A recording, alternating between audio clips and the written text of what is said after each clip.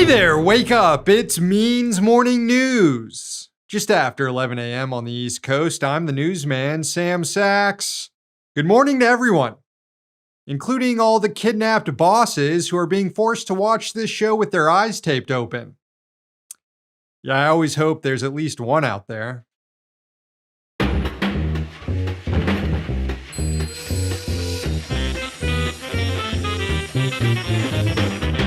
And we begin in Washington, where Donald Trump returned to the White House as president-elect and met with the current president, Joe Biden.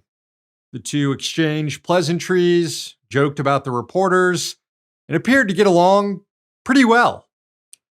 Actually, can we freeze it right there? Okay, honestly, what the fuck is going on? I thought this guy was a fascist. A threat to democracy. In fact, precisely 3 weeks ago, the White House said Biden thinks Trump is a fascist. So if Trump is a fascist and you're handing power over to him, what does that make you? The White House released more photos of beaming Bidens standing with Trump. Not sure how you can expect voters to believe the arguments that Trump is a fascist when you yourself clearly never believe them. Anyway, Trump is walking into a situation in Washington that most presidents could only dream of. Enough congressional races have now been called to confirm that Republicans will retain control of the U.S. House of Representatives, giving Trump a triple trifecta. Republicans control all lawmaking and executing organs, the House, the Senate, and the White House. And with control of the Supreme Court, Republicans also hold power in all three branches of the U.S. government. What a freaking disaster. And so, with majorities behind him and a resounding election win, Trump thinks he can do whatever he wants, including nominating Matt Gaetz to be Attorney General. This is very much in line with the Pete Hegseth for Defense Secretary pick. Not someone who would necessarily know how to do the job, but someone who would be loyal to Trump when asked at a critical time. Trump's prior attorneys general were either fired or forced to resign because they weren't loyal enough. The Gaetz nomination news dropped over Washington on Wednesday like an exploding canister of laughing gas. Just disbelief that Trump would tap a plastic surgery-obsessed troll who has close to zero experience for the position, who pissed off his entire caucus a year ago during the speaker fight with Kevin McCarthy, and who was recently under investigation by the FBI for sex trafficking minors. Immediately after Trump nominated him, Gaetz resigned from Congress, which was taken by the dumbest MAGA obsessives as a badass move. Here was Silicon Valley investor David Sachs, no relation, on Twitter writing, quote, Matt Gaetz resigned from Congress as soon as he was nominated for AG. This is a burn the boats move, no going back, only forward, total winners mentality. Yeah, for sure, dude. What really happened is Gaetz resigned in hopes of avoiding the release of what's described as an extremely damaging ethics report on him. The House Ethics Committee began its probe of Gaetz after the FBI dropped its sex trafficking investigation. The committee has scheduled a vote for this Friday on whether or not to release the Gaetz report, but typically the committee ends probes when the target is no longer a member of Congress. So by resigning, Gaetz is hoping he preempts the release of that report. Whether he actually does or not depends on how many patriots are currently working on the committee. Back in June, the committee released this statement on the scope of its investigation. Quote, the committee announced it had initiated a review into allegations that Representative Matt Gaetz may have engaged in sexual misconduct and/or illicit drug use, shared inappropriate images or videos on the House floor, misused state identification records, converted campaign funds to personal use, and/or accepted a bribe, improper gratuity, or impermissible gift in violation of House rules, laws, or other standards of conduct. The committee also noted that, quote, notwithstanding the difficulty in obtaining relevant information from Representative Gaetz and others, the committee has spoken with more than a dozen witnesses, issued 25 subpoenas, and reviewed thousands of pages of documents in this matter.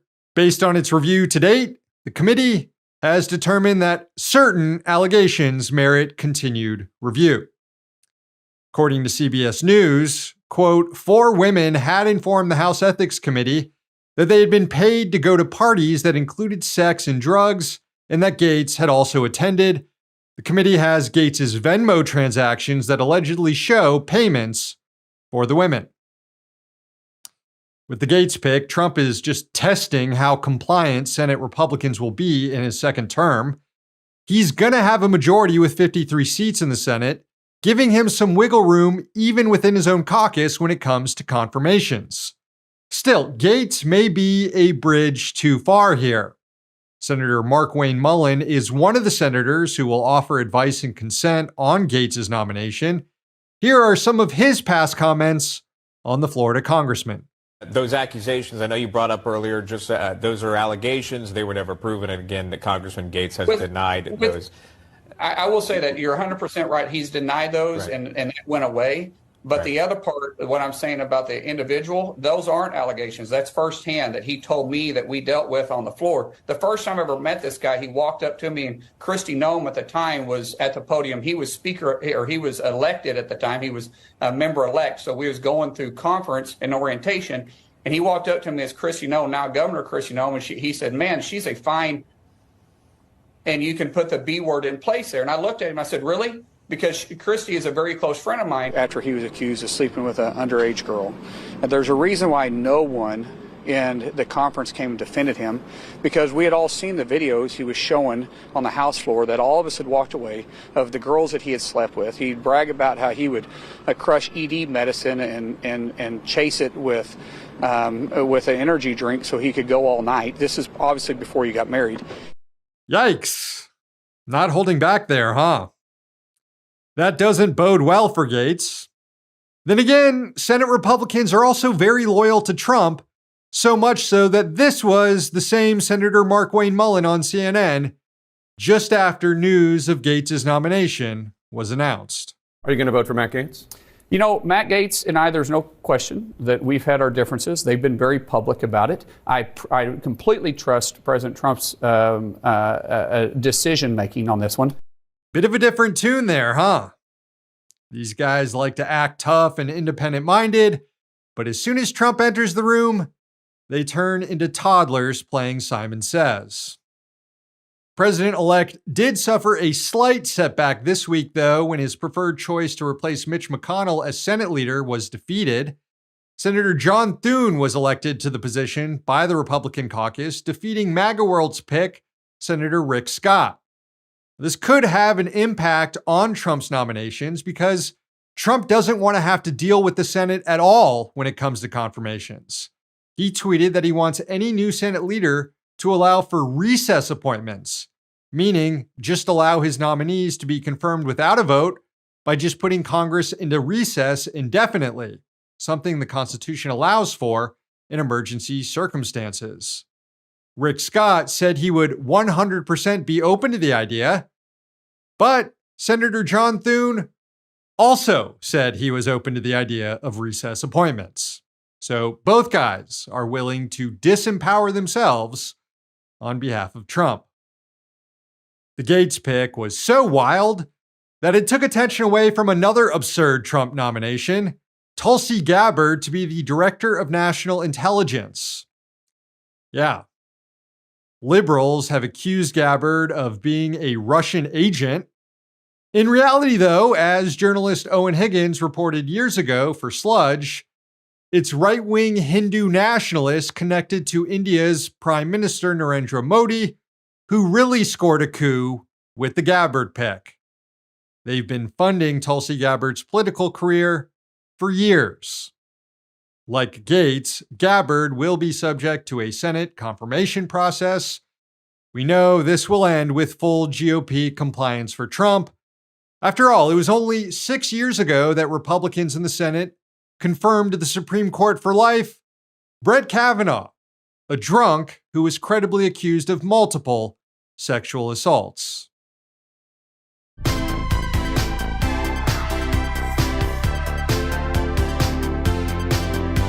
The National Labor Relations Board issued a new ruling finding that a common tactic of capital to undermine union organizing actually violates labor law. The case involved Amazon, specifically its Staten Island warehouse, which unionized more than 2 years ago. During that campaign, the company forced workers to attend meetings where they were subjected to anti-union propaganda. These captive audience meetings, as they're known, are routinely used by companies to discourage organizing. But the NLRB's general counsel, Jennifer Abruzzo, has argued that such forced meetings are a form of coercion that's outlawed under the National Labor Relations Act. And this week, the Labor Board ruled in her favor, with the lone dissent being the board's only Republican member. The decision overturned a previous precedent going back to 1948, known as Babcock and Wilcox, which held that captive audience meetings were legal. Under the new precedent, employers can still make the case against unionization. They just can't force their workers to listen to it. The decision is likely to solicit a backlash from corporations. There are already lawsuits pending to strip the NLRB of its ability to adjudicate labor law. The most pressing threat to the Labor Board, however, is the election of Donald Trump, who's promised to fire Abruzzo on day one, and over his term will have the opportunity to appoint more business-friendly members to the NLRB. Democrats can delay this, though, by spending their last few months in power confirming President Biden's nominee to chair the board, Lauren McFerrin. The Senate Health, Education, Labor, and Pension Committee advanced her nomination in August, but Senate Majority Leader Chuck Schumer has yet to bring her up for a final confirmation vote. Democrats currently have a 2-1 majority on the board. When it comes to confirmed members, McFerrin's confirmation would bump that up to 3 and ensure Democrats retain a majority on the 5-member board until at least 2026. Failure to confirm her, however, could give Trump the opportunity to immediately appoint 2 Republican members and deadlock the board. Even if she's confirmed, there's a chance Trump could take unprecedented steps to remove Democratic members from the board before their terms are over. This is a move that was actually endorsed by the notorious union-busting law firm Littler Mendelson.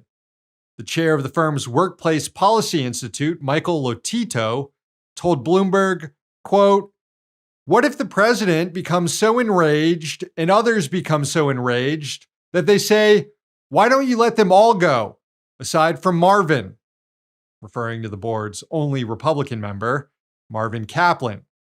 "And then come up with a new slate of nominees, and we'll take it from there. And if people want to challenge that, let them." Lotito added, quote, "Nobody thinks outside of the box and is willing to take chances more than Donald Trump." Yeah, these guys are entering their F around phase, and workers around the country are going to have to help them find out.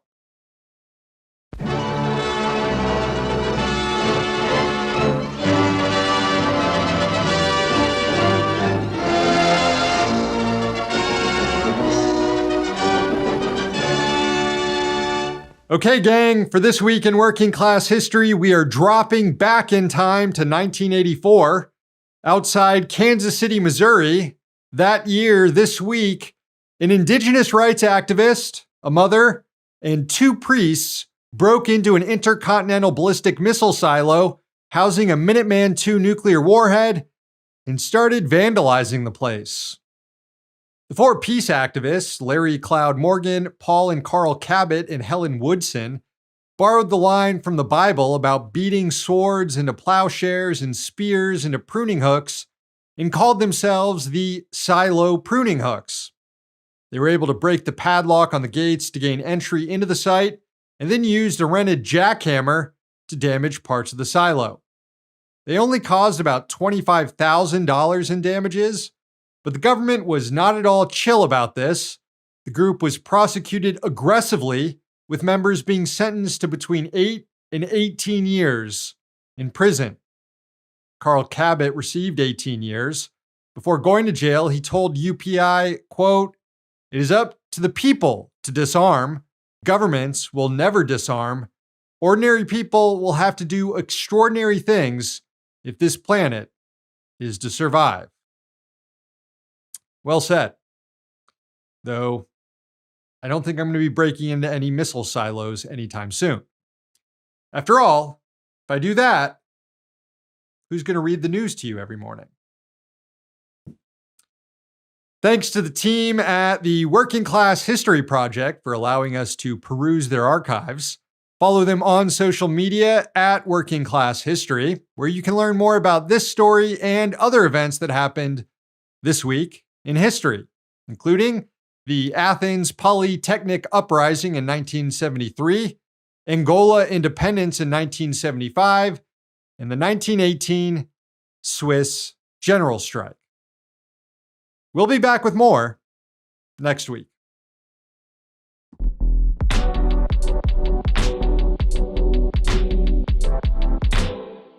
All right, friends, the show ends today with a sunrise from Belgium.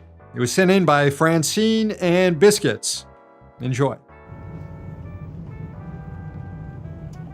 Thank you again, Francine. Thank you, Biscuits. Show's over. Thanks for watching, and thanks to the team behind the scenes.